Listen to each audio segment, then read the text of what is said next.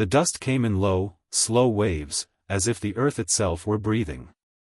By late afternoon the town had turned the color of old bone. The wind dragged its fingers along the empty street, lifting skirts of sand that curled and dissolved against hitching posts and doorframes. Somewhere a loose shutter tapped in a tired rhythm.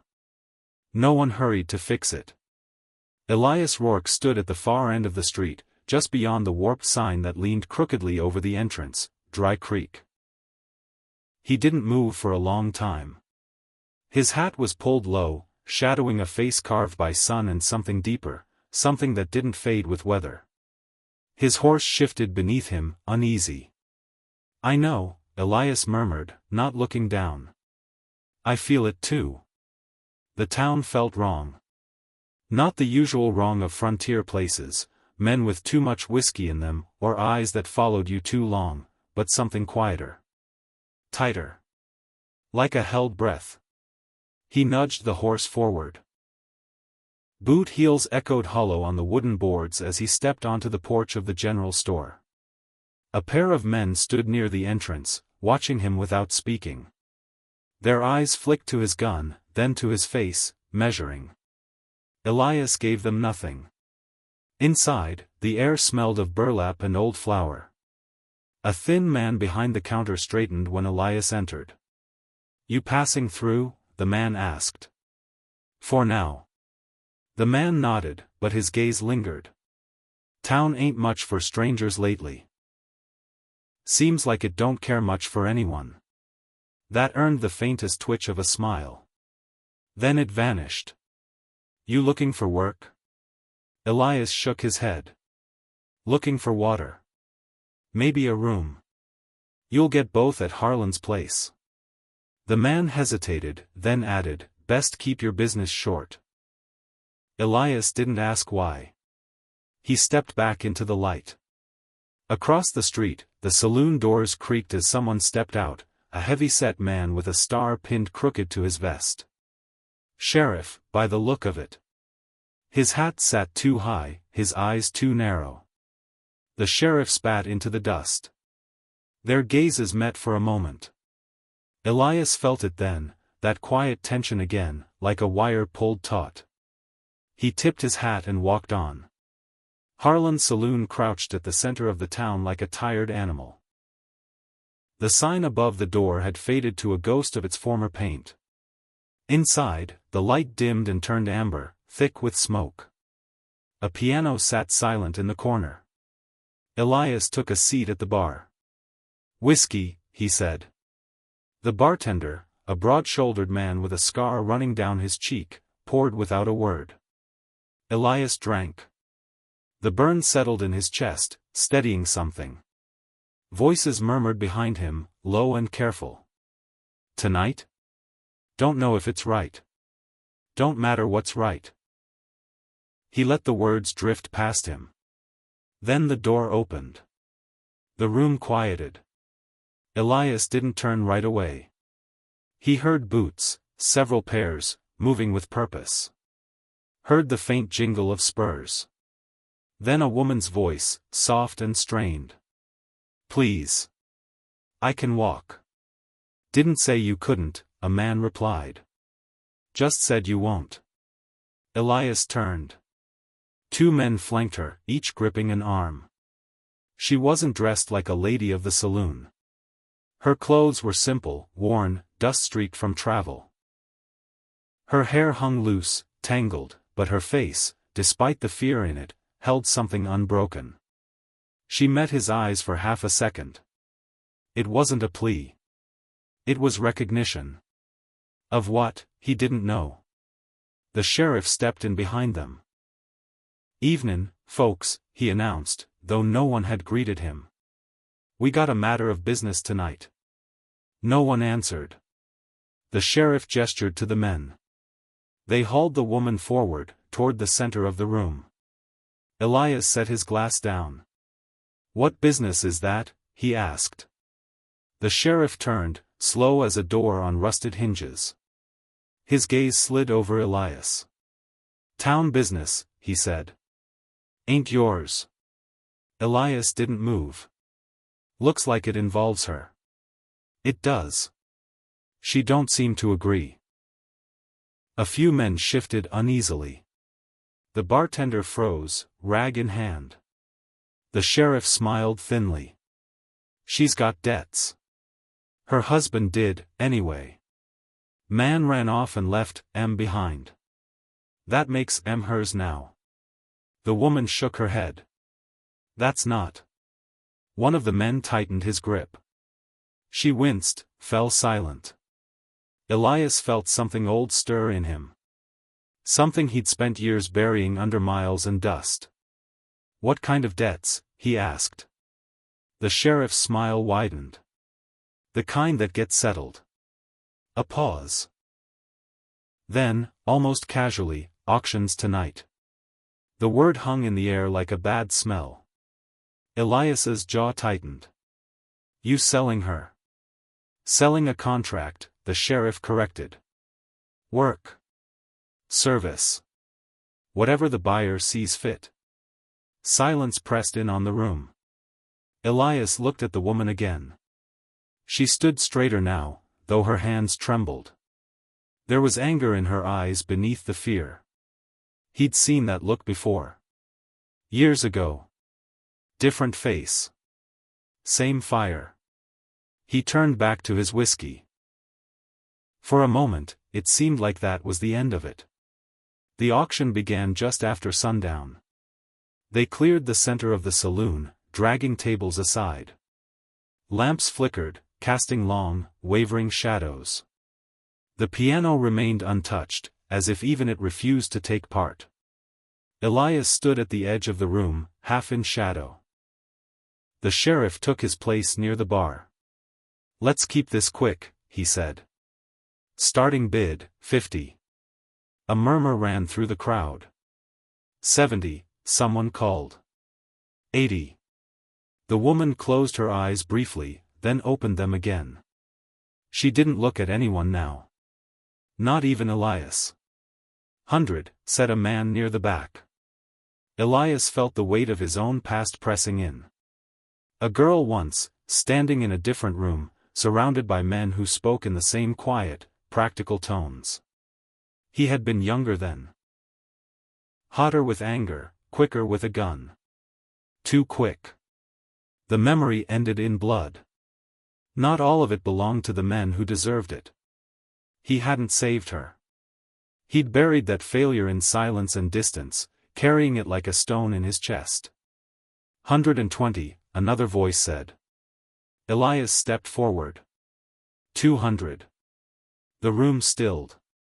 The sheriff's eyes sharpened. That's a steep jump. Elias didn't look at him. You selling or talking? A few men chuckled nervously. 200, the sheriff repeated. Do I hear more? No one spoke. The silence stretched. Going once. Elias felt the woman's gaze on him now. Going twice. A voice cut through from the back. 250. Elias turned. A tall man stepped forward, dressed finer than the rest. Clean coat, polished boots. His smile was thin and cold. Name's Calder, he said. I don't like losing. Elias studied him. Saw the cruelty there, quiet and deliberate. 300, Elias said. A flicker of irritation crossed Calder's face. 350. Elias didn't hesitate. 5. A murmur rippled through the room. The sheriff's smile returned, slow and satisfied. 500. That's a generous sum. Calder's eyes narrowed. For a moment, it seemed he might push further. Then he shrugged. She ain't worth it. He stepped back. The sheriff raised his voice. 500. Going once, twice. He brought his hand down. Sold. The word echoed. The woman's shoulders sagged, just slightly. Elias reached into his coat, pulled out a worn leather pouch. Coins clinked heavy as he set it on the bar. The sheriff counted quickly, greedily. All in order, he said. She's yours. Elias stepped toward her. Up close, he saw the bruises on her wrists. The dust clinging to her skin. The way she held herself together by sheer will. What's your name? He asked quietly. Clara. He nodded. You can walk. She hesitated, then nodded back. He turned to the men holding her. Let go. They glanced at the sheriff. He gave a slight nod. Their hands fell away. Clara swayed but didn't fall. Elias gestured toward the door. Come on. They stepped out into the night. The air was cooler now, the heat of the day bleeding away into the open desert. They walked in silence until the saloon's noise faded behind them. Why? Clara asked at last. Elias didn't answer right away. He untied his horse, adjusted the saddle. Because I could, he said. That's not an answer. He looked at her then. No, he said. It isn't. She held his gaze. You didn't have to. I know. A pause. Are you going to keep me? She asked, the words tight with anger. Elias shook his head. No. Then what? I'm taking you out of here. She frowned. That's it? That's it. Clara studied him, searching for something, deceit, maybe, or weakness. She found neither. You don't even know me, she said. Elias swung into the saddle. Don't need to. He extended a hand. After a moment, she took it. They rode out under a sky thick with stars. The desert stretched endless around them, quiet except for the rhythm of hooves. Clara rode behind him, her grip firm but not fearful. After a while, she spoke again. They won't let us go. I know. You paid them. That don't mean they'll honor it. Silence. Then why leave? She asked. Elias's eyes stayed on the horizon. Because staying would be worse. They didn't get far. The sound of riders came just past midnight. Elias heard them before Clara did, the faint thunder carried on the wind. He slowed the horse. Hold on, he said. The riders closed in, dark shapes against the starlight. The sheriff rode at their front. Calder beside him. Told you, Clara whispered. Elias dismounted slowly. Stay behind me. The men circled, boxing them in. The sheriff smiled. Now, that was a fine show back there. But you didn't think we'd let 500 walk out of town, did you? Elias's hand rested near his gun. You made a deal.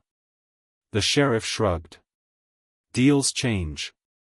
Calder leaned forward in his saddle. Leave the girl. You can ride away. Elias didn't answer. The desert held its breath. Clara stepped closer behind him. Don't, she murmured. It's not worth it. Elias closed his eyes briefly. Then he stepped forward. The first shot cracked the silence. When it was over, the dust had settled again. The sheriff lay on his back, staring at nothing. Calder had tried to run. He hadn't made it far. Elias stood in the quiet, gun hanging loose at his side. Blood soaked into the dry earth. Clara watched him, her face pale. You're hurt, she said. He looked down. A dark stain spread across his shirt. Not the first time, he replied. He swayed. She caught him before he fell. Dawn came slow and soft. Elias lay beneath a crooked tree at the edge of the desert. The light touched his face, gentle as a hand. Clara knelt beside him. You're going to be all right, she said, though her voice trembled. He smiled faintly. Maybe. She shook her head. No. You don't get to do all that and just. Clara. She fell silent. "Take the horse," he said. "Head east. There's a town 2 days out. Better than Dry Creek. I'm not leaving you." "You are." Her eyes filled, but she didn't argue. After a moment, she nodded. Elias reached into his coat, pulled out what little money remained. "For the road." She hesitated, then took it. "Why?" she asked again, softer now. Elias looked past her, out toward the horizon. "For something I didn't do," he said. Clara followed his gaze. The sun rose, spilling light across the empty land. When she looked back, his eyes were closed. She stayed a long time before she stood. Then she took the horse and rode east, the desert opening before her. Behind her, the wind began to move again, lifting the dust in slow, breathing waves.